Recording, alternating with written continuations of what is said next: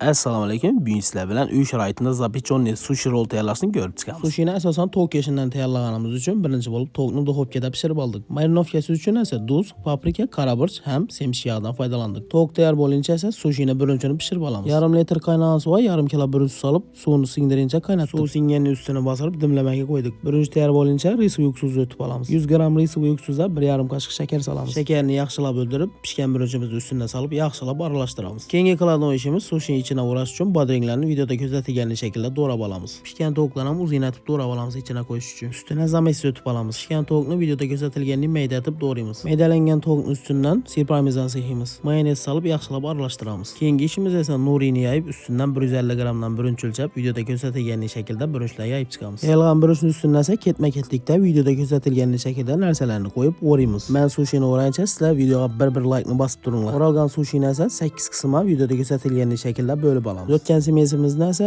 mayda qoshiqda rollarni ustidan surtib chiqamiz. Semeslarni surtib olamizdan duxovkani ustini yoqib 5-10 minut arasında sushilarni pishirib olamiz. Hurmatli ayol qizlar uchun zo'r yangilik bor. 12 aprel kuni offline kurs qo'ydik. Salat bo'yicha bemalol qiziqqanlar qatnashishi mumkin. To'liq ma'lumotni pastdagi nomerlardan olishingiz mumkin. Sushi ham tayyor bo'ldi.